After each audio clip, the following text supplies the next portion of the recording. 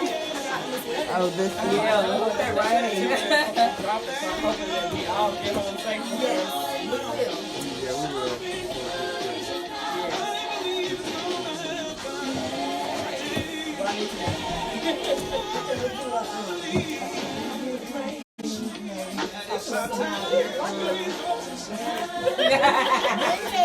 Meet the Stewarts store. It's coming. It's coming. It's coming.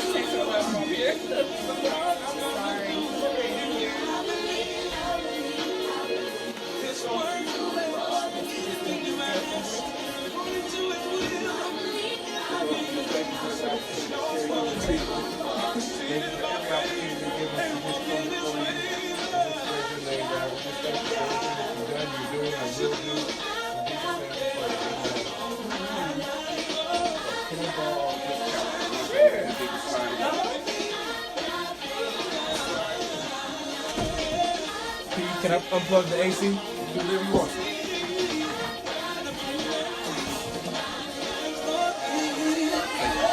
I was just gonna start.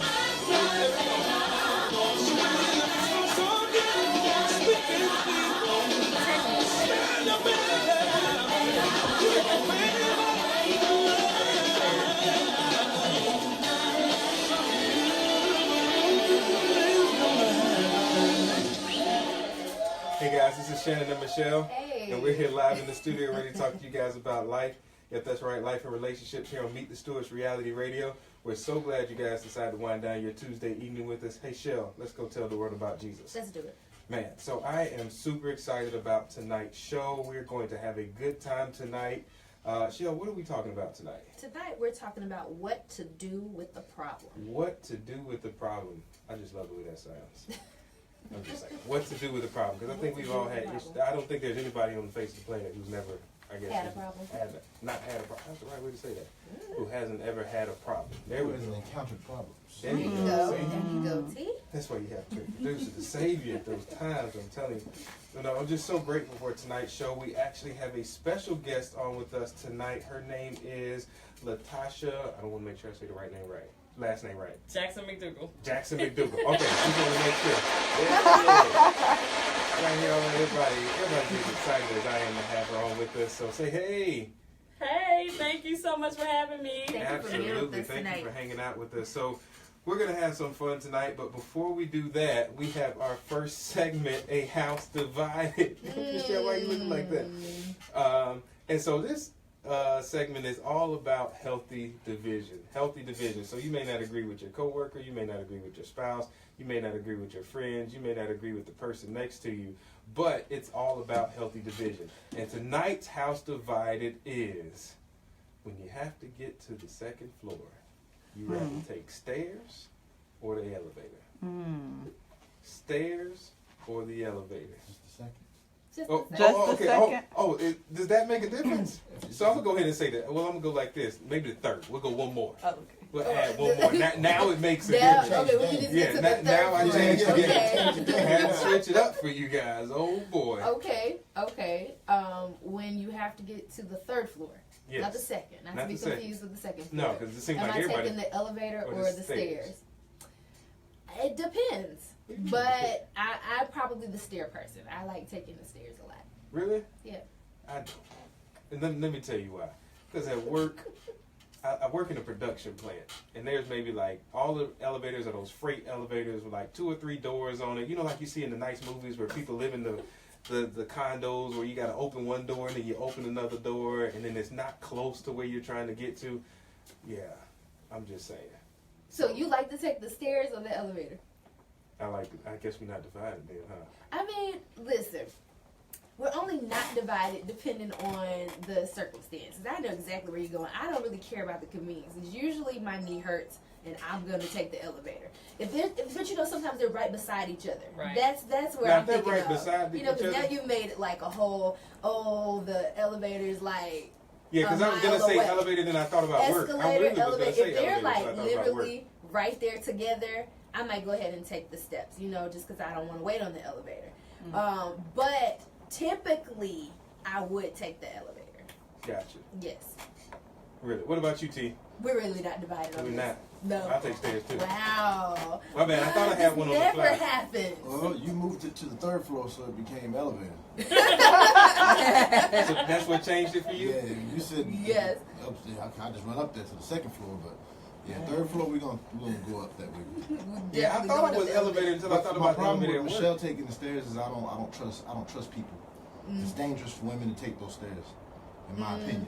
So I would much rather you take the It elevator. can be. I mean, just depending on Especially if the you have environment. on heels. Yeah, you are. yeah, depending on the Yeah, environment. Especially in Well, heels. that and just Watching a people, woman in yeah. heels going up the stairs I'm always makes definitely me not nervous. taking the stairs and heels. Absolutely. I guess because I Look, there's I guess so many variables here. depending on the, well, This is depending why on I can't be the how divided. steep your heels are, like the back heel of the heel never touches the ground, and I've seen that, and it made me really nervous. Like, I'm like, oh my goodness, she's not touching the stair with her whole shoe.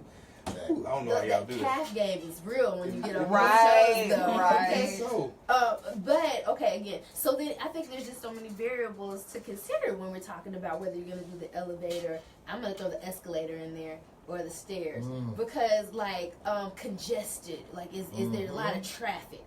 If there's a lot of people waiting on the elevator, I'm going up the stairs. I don't care if it is 3 flights. I'm not waiting a year for this elevator and for 16th everybody floor. to pile on 16th together. floor, 16th floor. 16th floor. You gonna I'll wait- go up to you the gonna wait for 3rd and that. I take the might take a elevator. couple flights up, you Y'all know, are because funny. what happens Yes. is everybody else is waiting down on, you Right, know, right on the first first floor, so I'm gonna go to the 3rd Yes. and then take the There elevator you up go. to the 6th. So That y'all already wise- have that a solution. wisdom. Y'all That have a Yes, solution. wisdom. What about you, Latasha? I would take the stairs. I mean, I work in the court building, so we You have. take the I go all the way stairs. to the 7th floor. On the stairs? Yeah. Oh, She's getting her steps my. in. That's a blessing. She is getting her That's- steps in. Yeah, I'm counting my steps. Okay, I can I understand. But- Operation Get My don't Body have Back. okay, but if you have a preference, not because there's really no other option, but as a preference. As a preference, I mean, if there's stairs available, I would take the stairs. Unless if I have, like, if I'm carrying something, that's the difference. So if it's just me, and like my bag, then I would take the stairs. taking the stairs. But if I have like multiple things I'm carrying, then of course I would take like an elevator or whatever. I can understand Makes that. sense. I can Yeah. understand that. Yep. What about you, Alicia? I go up elevator, down the stairs. Up elevator and down the stairs. Yeah, up the elevator and then I come back down, Oh. taking the stairs. That's interesting. That's, It makes However, sense. I did hear what you said about safety, and so it depends on where I'm at. Like I work in the court building, so I know I'm safe. Yeah. However, if I'm That's in a good a point, big public place, like At night. at night, At night. stuff like that. Like No. parking No. garages Matter and of fact, stuff I don't like even that. really trust parking garages. No. I try Yeah. to, make sure I'm on the phone with somebody or something like that. So you got to be safe, ladies. That's a be very safe. good point. Be safe. Please be safe. Them steps ain't gonna matter if you're not safe. And because of those stairways, and let me explain this to you, they're fireproof. If you ever see a building go up first, the stairways go up first because they're fireproof. Right. So that means they don't allow sound to get out either. So if something were to happen to you, people can't hear you and things of that sort. So think of those things when you're doing those. Yeah, I mean it's solid concrete. When other stuff is just dry walls and temporary walls put up versus those have to be a certain code to handle fire. Gotcha. Or to prevent Didn't fire. think of it that way. Safety Okay, first. Safety first. Safety first. I think we all ended up on the stairs, right? It looks like it. So, except for T. T is like, no, taking the He's like, just be elevator. on the second floor. I'm taking the elevator. Taking the elevator. I'm We're with you. not divided. No, but if we Okay. visit like the mines or Yes. something, the Mayan ruins or We something, agree. I There's would no like to elevator. request an elevator because I've seen some of the faces of some of the people that made it to Said the mine top. ruins. They're nice. Well, you can't go to the top of a lot of them, but if you No, get an because I guess a lot of opportunity, them they're have pretty been, cool. yeah. Yeah. They lost. Why are we talking about the I don't know why we're You're a talking little about random. it. Tonight we are. It's just one of those nights, y'all. But we're going to have a great conversation. So, we have in the house with us. So, first I want to say, is it just teen or is it completely domestic violence month? I want to get that right. February is Teen Dating Violence Awareness Month. Okay. Domestic Violence Awareness Month is in October. That's what I thought. I was like, I feel like we just did domestic violence month, so I wanted to make sure. In Teen Dating Violence Month, Awareness Month has a different color. It's orange.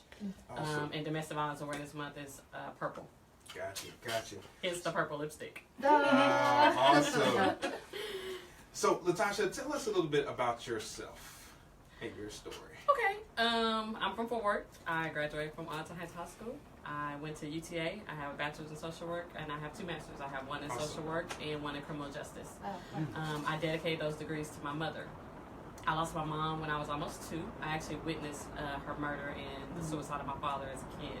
Wow. And I was left there until someone's children found me in the alley and were able to call for help. And while I was in grad school, I decided, okay, how can I figure out what happened? And so I did an investigation.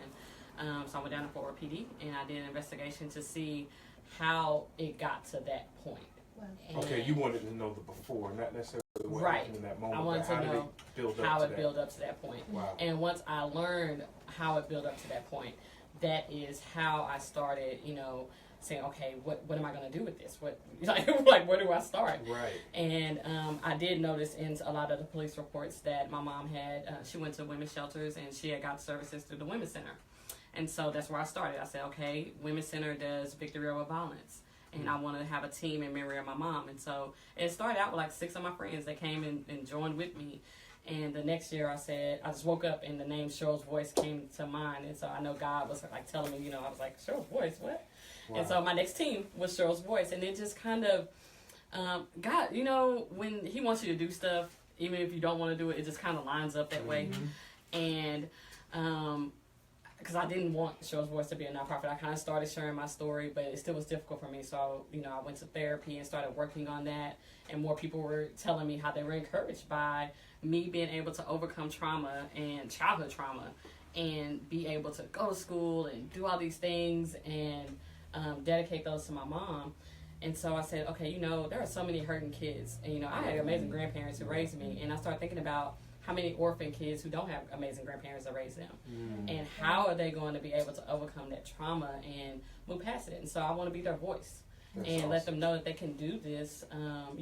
Counseling, I see counseling in Christ. You can't do it without one, and you need them both. And so that's me in a nutshell. That's pretty much, the trauma that I've been through in my life and being able to overcome that and give back to the community in all that I do, all of the things that I do. I also teach at UTA. I felt that I saw a need that the criminal justice department, criminal justice majors needed to know more about domestic violence because police officers are coming out, lawyers are coming out, and they don't know why victims stay, why he abuses, none of the signs, and walking into a dangerous situation and not knowing anything about it. And so I advocated for them to have a course, and they said, well, if you create it, you can teach it. Wow, and so I did. And so I did that, and I teach that course in the fall. And I get so much positive feedback from, students who had no idea. But that makes sense because when you think about it, the only perspective you have is from anything you've seen either on social media or TV, or you may have heard a story. And so if you don't know, and I can only think about an officer, he has to walk into a situation and all he knows is, unless he's been specifically trained on that, that's a hard situation. And a lot of times, being a police officer is difficult. They get a hard rap, but it's difficult, especially working with victims. Even as an advocate, it's hard working with victims because sometimes they tend to go back. And once an officer is in my course and they can learn why that victim probably went back and how it leads up to abuse, they won't be so frustrated, and they're able to still give them a resource, even if they don't use that resource, because they may not, but they still are able to know what resource to give. And so I have students that have been in my class that are police officers now, and they will send me messages saying, hey, I sent somebody to your app, and they use some of the resources you have posted on there. And so that's what it's about for me, being able to just give those plant those seeds and have people go back and say, okay, I remember my professor said blah, blah, blah. and being able to share on all platforms. Right. So that's important. Another thing I love that you said is that it takes CNC. Yes. And sometimes I think as Christians we forget that the actual technical study of counseling is still It's very important valuable and as important. Christians and as African Americans. Yeah. Honestly, African Americans feel like counseling is a disease or something. Counseling is my best friend. I love my therapist. Hey, therapist, you know what you mean. Because I get, as a social worker, I get dumped on a lot. People will call me I can imagine. with their drama, and I got my own stuff. I mean, like right now, my grandmother is in the hospital, and I asked my cousin, hey, call my granddad and check on her. So I have stuff. Right. So without counseling and Christ at the same time, I would lose my mind. I mean, I just couldn't balance everyday life and stuff that I have to deal with. I mean, childhood trauma and everyday life. I mean, so you have a child, and there are many kids who have witnessed domestic violence and even got to so traumatic where they have to witness their parents being gone. So you have to add that in with regular stuff. Yeah. You know, everyday stuff, losing somebody, everyday, you know, things that happen in your life. So you add that on top of that, where does that go? Right. You either have a decision to turn it into something positive. So when I talk to like juvenile detention kids, I call it getting the ultimate revenge on statistics, you know, and they're like, ooh, I like that. Yeah. You know, the kids enjoy it. They be like, oh man, getting the ultimate revenge. Get the ultimate revenge on society, because society says, oh, you're orphaned. More than likely, you're not going to be successful. No, you can turn that around. Let's talk about how you're going to do that. I love the way you said that. Get the ultimate revenge on statistics. Yeah. I like that. That's a good way to put it. Like you say, for them, I'm sure it's motivating them. Yeah, I had teachers, you know, tell me, oh, I'm sorry, what happened, you know, because they knew I was raised with my grandmother, and they were like, oh, it's, you know, statistics says you're less likely to be successful. And so I went home crying to my grandmother because the teacher told me that. And I'm not going to say what my grandmother said, but to that teacher, but she ain't teaching no more. Wow. But, you know, she told me, she said, you know, you can do whatever God has called you to do. And so Yes. that's important. That's important. Absolutely. So, quick question: how can somebody get involved with Cheryl's Voice? Cheryl's Voice has an app, CHERY '(S) Voice. We have an app. We have an Instagram, Twitter, Facebook. They can send an email to cherylsvoice@gmail.com. In April, we have Victory Over Violence, and I would love for you guys to sign up for that team. If you go to the Cheryl's Voice Facebook page, I have the information posted, where you can register for the team, and I hope to see, you know, a lot of people out there. I mean, it started out with 6 people. Last year, I had like 65 people sign up. That's 64, awesome. 65 people sign up, and so I love it because, like, the shirt says Cheryl's Voice, and to see my mom's name that many times, it makes me emotional every time, you know, because it's in memory of her. And so we go out there. Now I'm going to tell you, if y'all are runners, y'all can run by yourself. I will see you at the finish line. I will be walking this 5K. Right. I'm But, I'd be on the walking squad. Yeah, Yes, absolutely. Yeah, and then I also do the fundraiser. Those funds go to the Women's Center. Awesome. And every year, my goal has been $500 because it gets my mom's name on the Victory Circle. Wow. But then I discovered they had these cute little crystal hearts. And I'm like, I want my mama's name on that. So what I got to do? So I got to raise more money. So my goal is trying to raise more money so her name can be on one of those hearts. And, you know, hopefully I can get that done this year. That's awesome. Awesome. We'll definitely do what we can to help support Can I that. ask a question? Go. So, since this month is specific to teen dating, how's that? Teen dating violence. Teen dating violence. Can you give us some statistics on that? Because I think that, you know, when we think of domestic violence, we don't think about The youth. teens. We don't think about the teens. So, can you talk to us a little bit about Right. So when you talk about women, it's 1 in 4, and so teens, the statistics, some is 1 in 3, and some is 1 in 4. So it's really high, and honestly, I really think those numbers are higher because now they're adding the component of digital violence. So you have the types of abuses: physical, emotional, now stalking. And with children, you have digital, and that, you know, very important to understand when these kids are sending inappropriate pictures, sexting, and all this stuff. One, they can be labeled as a sex offender. Children sending pictures to each other like that. And then 2, if they get upset, and then, you know, I know y'all have seen on the news where you got kids committing suicide because somebody's shared a picture of them, and they can still be held accountable in, you're talking about legal action, and most of the time kids kind of think, oh, this is what we do. But, you know, that it comes back to, you know, parents having that conversation, like, you cannot send those kind of pictures, and you cannot do those types of things. But the numbers are really high. I get asked a lot to talk with teens or go into the schools. I'm going to juvenile detention now, talking with youth about teen dating violence, because a lot of times they don't feel like it is violence, where, you know, somebody's taking your phone, and, you know, one of the guys, some of the guys, and it's very surprising, I did 2 separate groups. I had girls and guys, and the guys, they were really, you know, talking about, well, my girlfriend broke my phone. She got mad because she thought I was talking to somebody else, and she threw my phone. And I was like, really? Girls are doing that? And so it takes a whole nother conversation when you talk about kids, because they are just kind of feeling, they're, one, repeating probably what they've seen at home, and then 2, probably what they see on TV. A lot of reality TV shows, you see people fighting and in relationships, and it's a big snowball effect. So we have to take a moment to educate teachers to see those signs.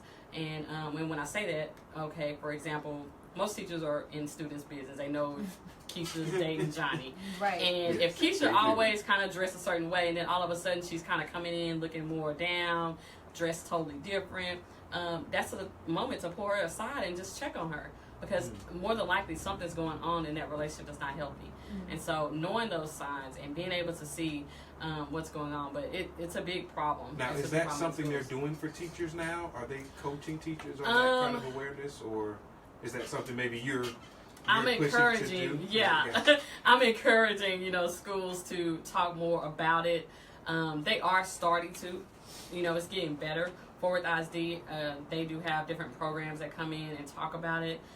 But however, I'm still seeing that it's a big issue. So it's kind of hard to get into the schools because they have so many things that these kids have to do. When you talk about STAR testing and all these things are considered to be more priority.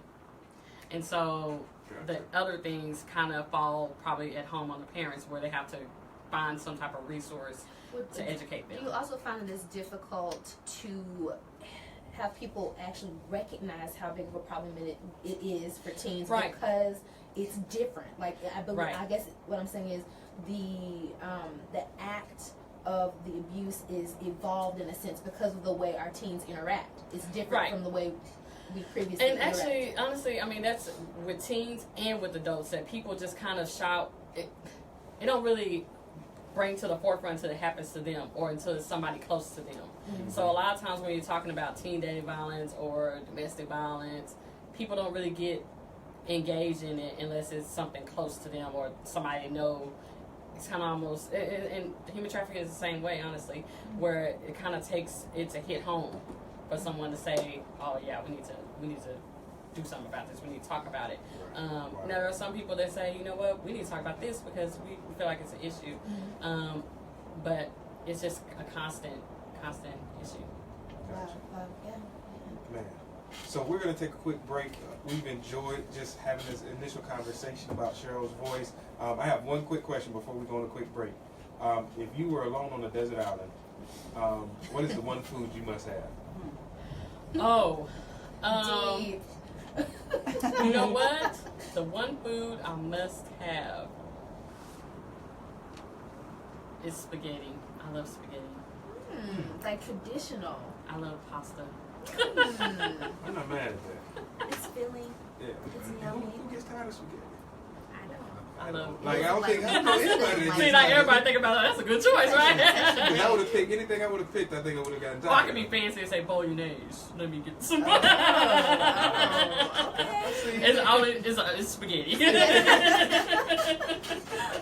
Love it. Right. All right. So, guys, we're going to take a quick break, and we'll be right back.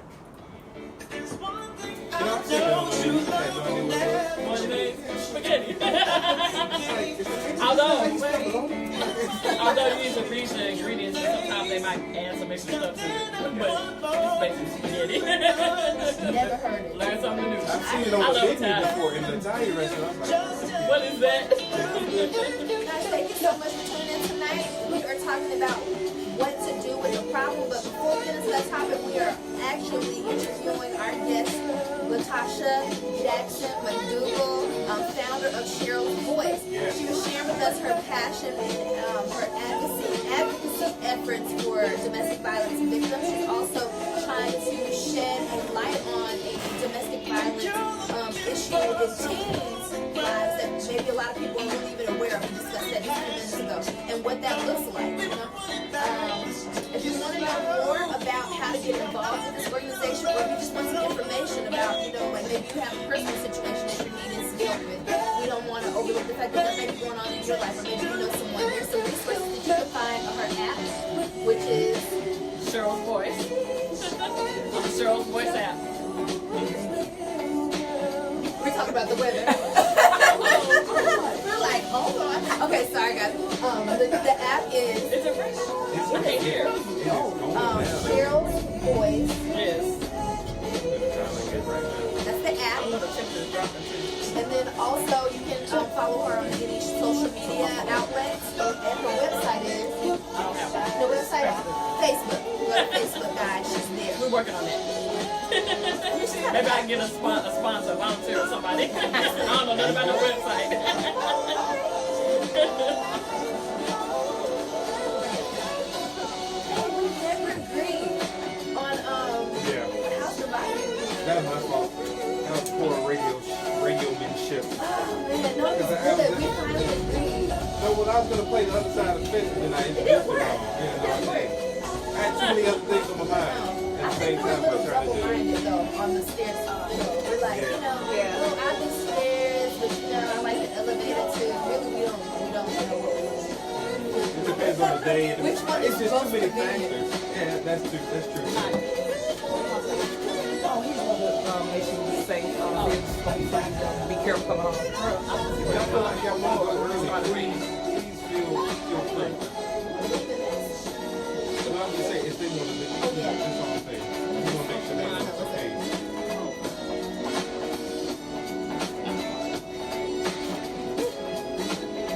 On the way over here, I thought, should we? Yeah, but in some I spots, looked it at my was pretty things. crazy. I checked to see if you were canceled. Yeah, I thought about it. But it was late there. And it was like, you're probably on the way. Hey guys, this is Meet the Stewarts Reality Radio on DFWIRadio.com, and the song you were just listening to is My Love Is Real by Christian Grey. So we are in the studio having a great time. Our topic tonight is what to do With the with a problem. problem. What to do with the problem. And we just had the pleasure of talking to just like I heard you say in another interview, I almost called you Cheryl, like just because I was like, her name is not Cheryl, No. it's Latasha Jackson McDougal. And so we're just having a great conversation about her organization, Cheryl's Voice, and just teen domestic violence, or teens involved in domestic violence, or adults involved in domestic violence, domestic violence as a whole. And she has a powerful testimony. So we encourage you guys to check out her app or her social media at Cheryl's Voice. And it's an amazing and powerful testimony. So we're going to get into this conversation a little bit here, guys. So I do not have access to my notes. I Want to let you know. Are you trying to put me I'm on no, this? just trying to let you know. In case you look to me and you think, Shell, what do you think? I don't have my notes tonight. I got you. I I don't. got you. So, I got you. okay. So, first before we say what to do with a problem, what is a problem? I like, What is a problem? I think a problem is anything that breaks your norm. That's how I look at it. Interrupts your norm.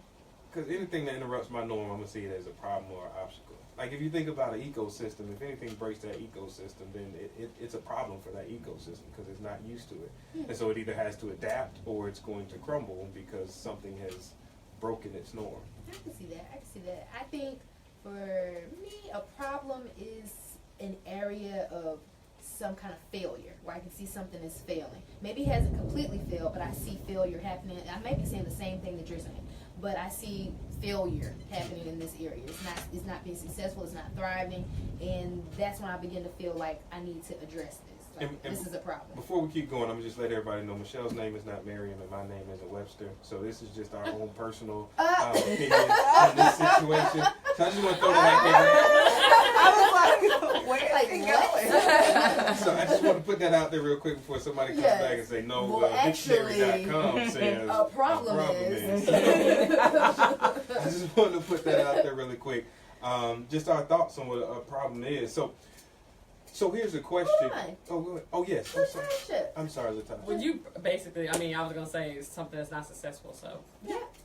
Okay, so then what's the first thing you should do when you have a problem? What do you guys think?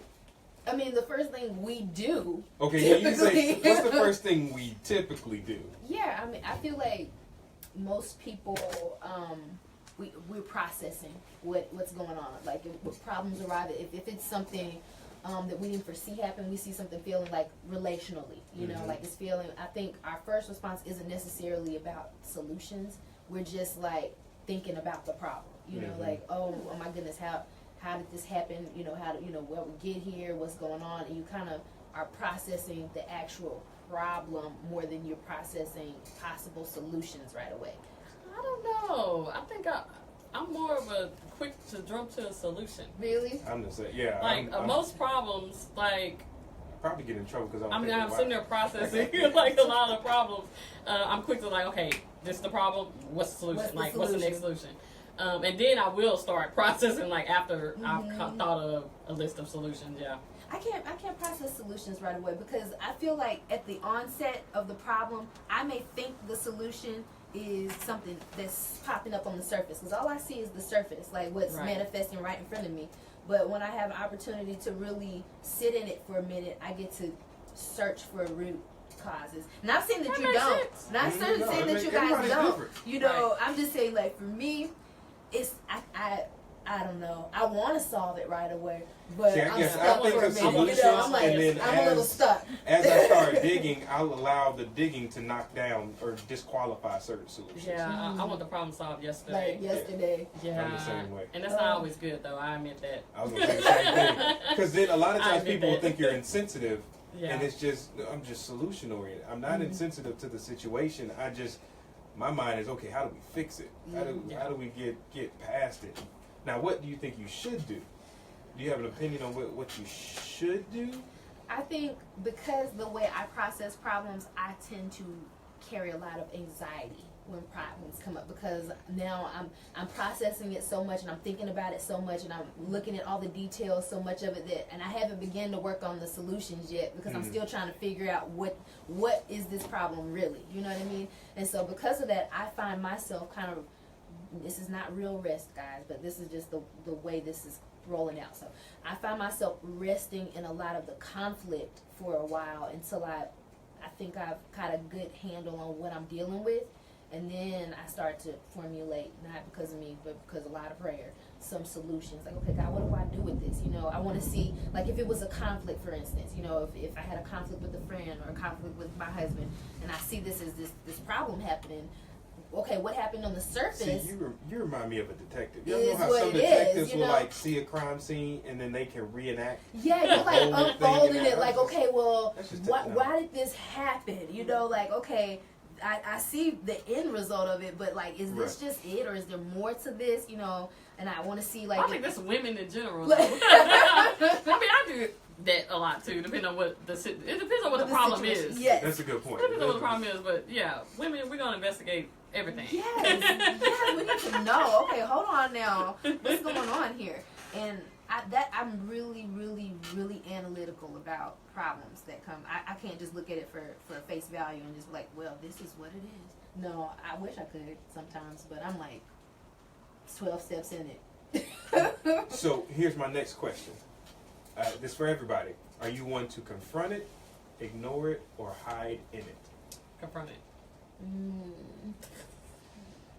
Honestly, I probably all three at times, and I'm probably all three at times, you know, and then I'm not saying that's a good thing. I'm just being honest. Like, I can see myself in all of those.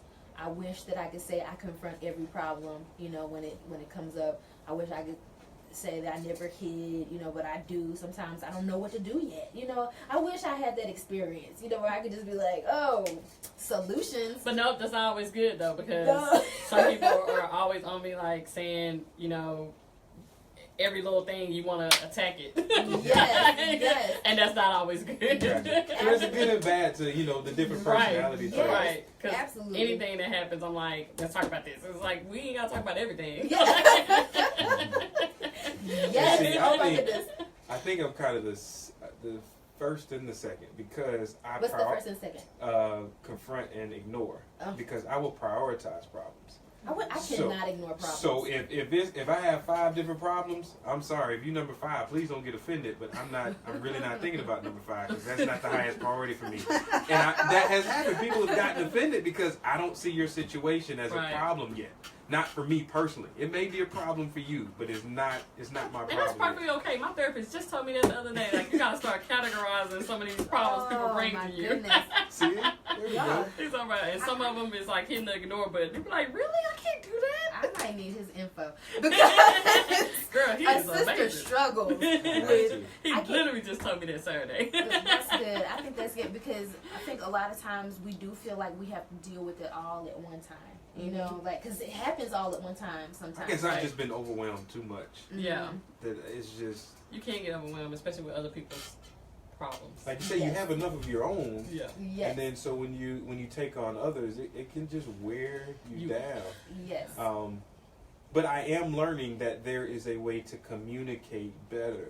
Yes. That somebody's problem isn't necessarily my current priority. Right. So there is always a way to communicate that in a better way than to just their call comes in and you be like, red button. I don't know. He told me to hit the button. I still haven't done that yet. However, just I think it goes between different I'm like, people. why do I can't do that? yes, look, it's all in love. Self-love right now. No, it's self-care. But it's love. Mm-hmm. I'm starting to ignore button. Yes. Okay, so then here's another question. What shouldn't you do when you have a problem? I would first say panic. Most people do that. Yes. Yes. It I'm depends just on the saying, problem. I don't think it's a good but thing. Okay. That's what I'm saying, what you shouldn't do. Yeah. Yeah, you're right. Most people do. That's regardless. Yes. I think it's just a natural, humanity thing. Yes, absolutely. It depends on what the problem is, because I mean, for some people it depends. Yeah, because there are certain things like some people's problems, like let's say people are married, you don't call your in-laws or call your family and tell them you got a problem right away. I mean, like you might not want to do that because y'all might forgive each other, but the parents ain't gonna forget. Right, that's a good True. point. So, oh my goodness. Okay, so and I'm gonna segue this back into your area of expertise. Do you find that dealing with the problem of domestic violence, like as we discussed, like how people deal with problems right now, can you see how those issues, just dealing with the problem, kind of perpetuate opportunity for domestic violence situations to continue, like just because the way people process problems, I mean, definitely. Just, I mean, it all depends on the situation, but yeah, I can definitely see that. I mean, because one of the programs I work for Tarrant County is a diversion program, and so I'm working directly with the abuser, trying to get them resources and help. And yeah, that was nobody but God, because I so didn't want to do that. I will admit that I did not want to do that, but God wanted me to do that. Takes an amazing heart. And so, however, I recognize that they have trauma too. You just didn't wake up and say, I want to do this to somebody, or I want to hurt somebody in front of my kids. And so, in order to help them, I'm actually helping a victim and their children. And so, a lot of times, you just have it's like a in-between period of, okay, here's the problem, this is what I've done, how can I get past it? And then there are so many layers that you have to address before actually getting to the root cause of it. And then you still may come out with the, back to square one. A lot of times, especially when you're dealing with victims, they tend to go back, and so it can be frustrating. However, you have to do it with a good heart and just keep pushing toward it to resolve the problem. I always say in domestic violence, but the reality is, until Jesus comes, we're probably still going to have domestic violence and trafficking, because people are just human and they do crazy things. And so my goal is to at least be able to do all I can to try to prevent someone else. I would not want another child to experience. Every time I read a case of children walking in on their mom dead, or losing their mom and dad to domestic violence, it hurts me to my soul, because I'm like, I know what they're going to have to deal with. And so that's why I push hard every single day with all of the things that I do to be able to say that you can break this cycle. You not have to let this define you. That's good. That is so good. Yes. So when is the best time to attack a problem? What do you guys think? after you process? Because some of us say we're processors, some of us say we're right away. So when do you guys think if I had to pick one, it was the best time to attack the problem? I think that it could be beneficial to find a way to begin to categorize your problems. Like, okay, if for instance, in my job, like I'm a flight attendant, and so we categorize problems, like, is it life-threatening? Is it, like, it has levels, could jeopardize the safety of everybody on the plane. like, it has levels. So, like, when you're considering, like, the levels of problem, okay, you can't find your keys. It's you don't need to call the police because you can't find your keys. You know what I mean? Like, that's silly, but okay.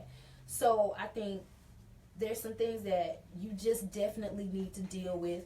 So the higher the severity, the higher the potential for, greater harm is probably the sooner you need to attack that. Yes. Right, and that's very important when you're talking about domestic violence because there's one thing, someone in a relationship and the person is upset about what they're wearing versus the person saying, if you leave me, I'm going to commit suicide.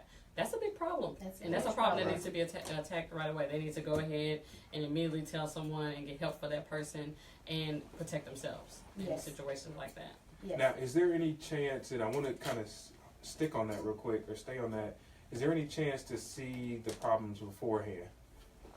Like domestic? Yeah. Like domestic violence problems? There are tons of red flags. They all are different.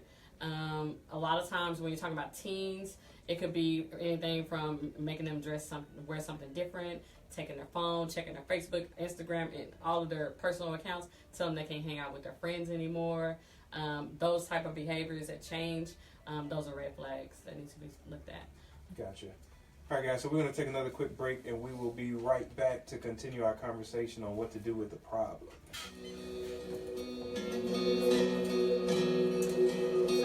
Thank you so much for tuning in tonight. We are talking with Latasha Jackson McDougal of Cheryl's Voice. Guys, she is a fantastic, phenomenal, passionate advocate for domestic violence victims.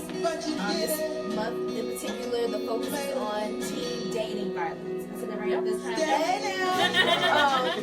And making an emphasis on that because, as we discussed earlier, that it may not look like it did 10 years ago. Violence is manifesting and showing up in different ways that maybe we're not recognizing happen right in front of us just because we don't recognize that it's still abuse in this context. The way that people communicate now, like verbal abuse was different, a couple We didn't have years ago. texting back then. So now, they do a texting thing and like you'll respond back in a couple minutes, like a couple seconds. You're gonna get it. Right. Text messaging is huge with kids. Yes. And she was also saying that it's not just a kid thing. This type of abuse is happening with adults too. So we definitely want to encourage you. If you have teenagers, that there's some signs that you can actually find on her on her app. Some resources to kind of see ways that you can recognize if there's something going on. If you notice some changes with your kid, but you're not really sure how to identify what's going on there. There's an opportunity for you to look at those resources and make an assessment, determine what's going on. And there's something that might be going on that's not right in that relationship. Also, there's something that maybe you don't feel right about your personal relationship, but it doesn't look like your typical, thing that you've heard of, you've seen in movies and things like that, but it doesn't feel right. There's also some resources there to help you identify what's going on with you and ways to get to know. Correct? Look at that! Hey! Y'all go check her out. Yes, and y'all, tonight's House We're going to Divided. talk about the healthy relationship quiz. Healthy relationship quiz. That's what I did. That's what I did with Community Frontline. I talked to them about the healthy relationship quiz. It's an interesting quiz. We'll definitely do that because we have a question that's going to set that up perfect. Yes, and we're talking about what to do with the problem. Like a lot of the, we're kind of segueing back into domestic violence. We definitely don't want to make light of that subject. I feel like it is a problem I think that sometimes we are aware of, and it's actually getting overlooked because we're brushing it off like, oh, it's not that serious, it's not a big deal, or they're just a little hot-headed, and we're brushing these things off, not realizing that it's a big problem waiting for an opportunity to present itself in a way that we can't reverse. Right. You're absolutely right.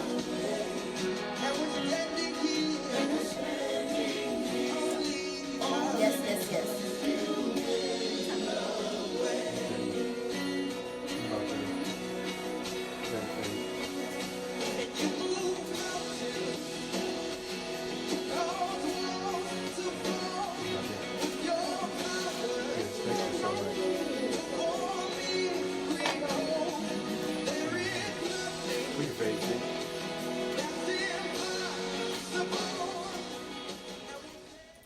Hey guys, you're listening to Meet the Stewarts Reality Radio on DFWIRadio.com, and the song you were just listening to is Travis Green, Made a Way. Love that song. Yeah, So, one of my faves. Yeah, one of my faves too. So we have with the, I'm about to do it again, Latasha. You want to call her mama's I name? really do. Latasha Jackson, and say last name because I want to McDougal. McDougal. Okay, I want to make sure I get that right. And we've been talking about what to do with the problem, and we've had a lot of opportunities also to relate it to something Latasha's very passionate about, which is domestic violence. So we've had just a phenomenal conversation thus far about that. So I'm going to bring up another question. What are the biggest sources of problems? And I want to start in relationships. Okay. What are the biggest sources of problems you guys think in relationships? I'm going to say money first. Communication. Communication. That was the other one I thought about too. Communication, especially when you're talking about domestic violence, it's almost always a communication issue. Wow. It's almost always a communication issue, whether somebody said something or just not communicating how they feel. Usually, working with abusers, it's some of them are like holding in stuff, and then they just kind of have this huge blow up, or they are just not able to articulate how they feel about something, and it goes directly to violence. And Wow. Wow. And so just something as simple as communication. Wow. And it, Not knowing how to. I mean, because some of the fights could be something as simple as you not holding my hand, and I think you should hold my hand, and she keeps saying, I think you should hold my hand. Why don't you hold my hand? You didn't open my door like you used to. Blah blah blah. And then all of a sudden, the police are. I mean, he's like got his hand around her throat, and the police are getting called out. Wow. Something like that. And so it's communication. wow. And then so you said there was something you wanted to point out or bring up. Oh, yes. One of the great resources, one of the great tools, Show's Voice, actually, Love is Respect is a national hotline, and their information is on the app as well. They partner with Show's Voice, and one of the things that I use all the time, it's kind of fun with teenagers, and it's interesting with adults. It's called a healthy relationship. It's funny, she said it's fun with teenagers, but it's interesting with Yeah, I'll be like, hey, here's my disclaimer. I'm not telling you to break up with your person, but if it shows that y'all not healthy, you might want to have a conversation. It's called a healthy relationships quiz, and I do it. I love doing it with my students because man, they come back and like, man, I had to break up with that girl, or I had to break up with him, and I'm like, well, I was about to save the life, Right. But it can be, some of the questions can be like, dang, I never thought about that being possibly a red flag. So it's a really good quiz to take. If you want it, you can email me at showsvoice@gmail.com, and I can send it to you. I always encourage couples to take it just to see. You ready to take it? You want to take it? I wish I should have brought it with me. Oh, We can still take it. We Matter of fact, gotta I do think I may have it to where you can do it electronically. Oh, go for it. Uh, It's going we down. good. You're Yeah, stuck now. I will let y'all take that quiz and we'll Oh talk my about it. goodness. Then we're going to need counseling. I know. I'm pretty sure y'all will be fine. You stuck. I'm stuck. You just let me know before we take the quiz. If y'all don't mind, we can work through it. Yeah. We can work through it. But yeah, it's a really good quiz to take. So parents, if you your kids are at the age and they're in I'm taking relationships, this to my you can have them take that the healthy relationships Leave her quiz alone. and encourage them to be honest about it. So yeah, I it's a like good quiz. it. I like it. Taking it. Take it. Take it now. Call them over. Y'all sit down. Right here. Right here at the table. We're Take going to it. help you. Yeah. Oh, Lord. They're not saying their relationship is awesome. This but actually great. It's just Right. new for me, this whole Oh, daughter dating I can't thing. imagine. Lord, help me. Because all I can think, he's a teenage boy. But like, no matter what, that's just where That's always he's your a great response. kid, but he's a teenage boy. All right, so that's my problem right now. Like, well, it's not really a problem. Whew. That's I mean, the one but- that's closest to me. I will be honest, like, although what happened with my mom, I had an amazing granddad and uncles, and I've not been in a domestic violence relationship at all, and so. And that's a goal of mine, to make sure I'm not a victim. But having, my granddad be an amazing dad figure to me and tell me, how I should be treated, how beautiful I was, and all those things, affirmation. So when a guy came along, I could see it. Gotcha. That's good. That makes One thing I want to difference. say is, for me, I was in a domestic violence situation. It was one incident, but I want to say that for me, I never saw the person treat me badly, poorly, like ever. So it totally shocked me when it happened to me. But in hindsight, I did see them be pretty abusive with their language and their action towards other people. You just And thought those it are could red never- It flags. could just never be Yes, Those me. are red like flags. not like physically violent, but just the Emotionally. quick temper, the Yeah, those the are red verbal, flags. like the way he would speak to other people. And I never thought, I don't know why it didn't dawn on me that this could also Because you turn. didn't know. I mean, most on people, me. he's never done it to me, so. But those are red flags. When somebody is having, like you said, quick temper for, no apparent reason, yeah. And also look into, dating for me is okay, let me see how you are with your mom and dad. How's that relationship? How'd you grow up? Asking all those questions may be a bit of extreme. However, I do not want to be a victim. And you have to take those extra steps, especially with the kind of trauma that I've already encountered. So I have to be more cautious and protective over myself in situations like that. I wonder just how much more cognizant we would be if we walked in it with that simple statement you just said. I don't want to be a victim. Like if you just said that statement before you went and had that conversation, you would. I think most people don't have that thought until Something happens. something Yeah. tragic happens, right? Yeah, you're right. It doesn't hit home until it hits home. Right. And exactly that thing for me. I mean, I never saw it. I never And expected so it. I after didn't that, look for it. you probably was like, okay, now put all the guards up. Absolutely. Like, This is not going to happen ever again. again. And Yeah. for me, I didn't go back to that relationship, but I could totally see how I could have. Right. There were opportunities. And to be honest, I still love the person. It's not Right. like because they hurt me, I didn't love them anymore. Right. But because I valued and loved myself Right. enough, I stayed away in spite of that, Right. And so, anyway, I just wanted to say that from my personal experience, that's what it looked like. I didn't have this, verbally, violent It type didn't thing. lead up. It just There was kinda- no escalation. It just went from 0 to 100, right then. Wow. And it does happen. Man. So, kind of following up on that same question, what are the biggest sources of problems? What do you guys think about in life? In life, what's the biggest source of problems? I think perception, I feel like our perception on a lot of things it's how do you perceive problems? It's like the question you asked him again, what is a problem? I feel like we see problems sometimes that really aren't, it's really not a problem. It's all based on how you perceive where you are, what you're going through. You may perceive that it's a problem that I don't have this thing or that thing that I desire by now. If it's a house or something like that, some accomplishment that you want to achieve, and this is a problem.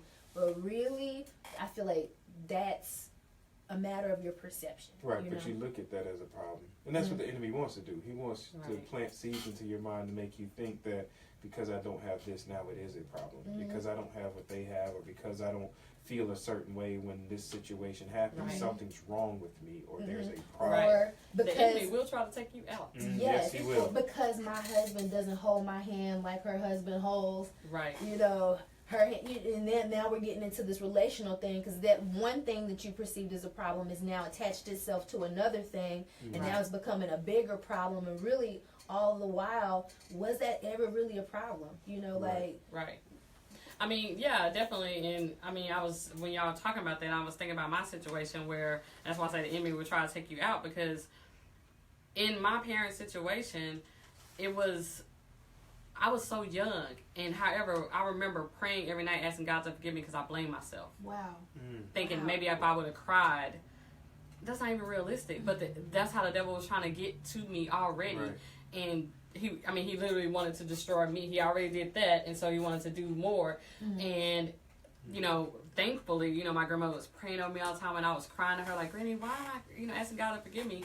And I really don't remember full details, but I knew something inside of me was saying that I was there, and I would blame myself saying I should have cried more. That's not realistic, and that's not of God. Right. And so that took God to be able to take that from me and shield me and protect me from what he was trying to do. I like how you. I'm not saying I like the situation, but I do like how you express that, because what I feel like a lot of times the problem does become more of an identity thing. You know, like the reason why I see this is because the way it affects me in my identity. You know, like, how does this make me feel? And now I'm the problem. Right. You know, and that's what's going on with a lot of our young people.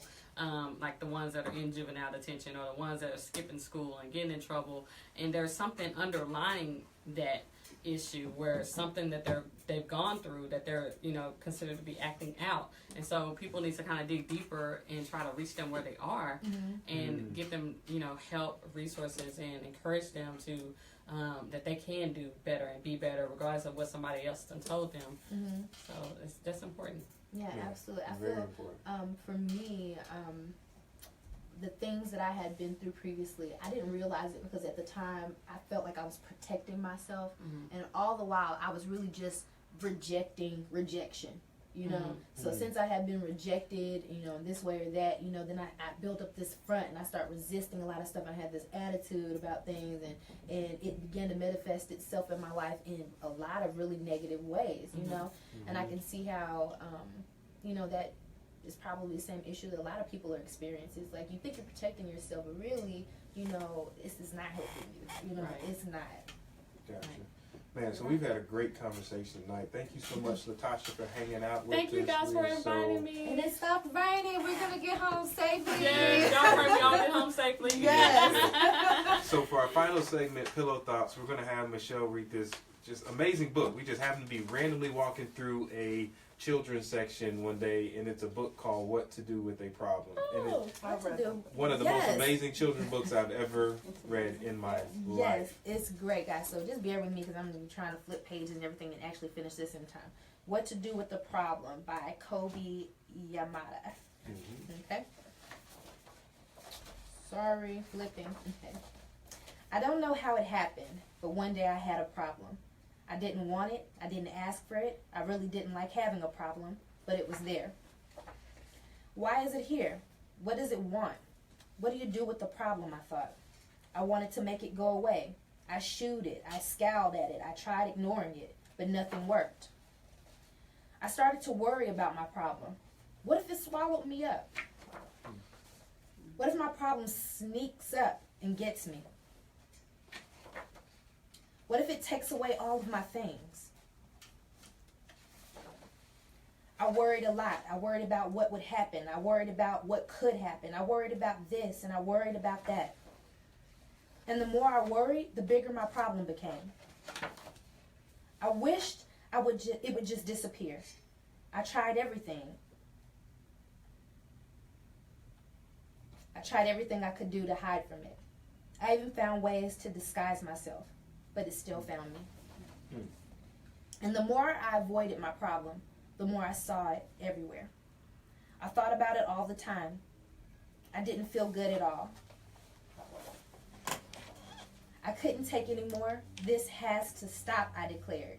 Maybe I was making my problem bigger and scarier than it actually was. After all, my problem hadn't really swallowed me up or attacked me. I realized that I had to face it. So even though I didn't want to, even though I was really afraid, I got ready and I tackled my problem. When I got face to face with it, I discovered something. My problem wasn't what I thought it was. I discovered it had something beautiful inside. My problem held an opportunity. It was an opportunity for me to learn and to grow, to be brave, to do something.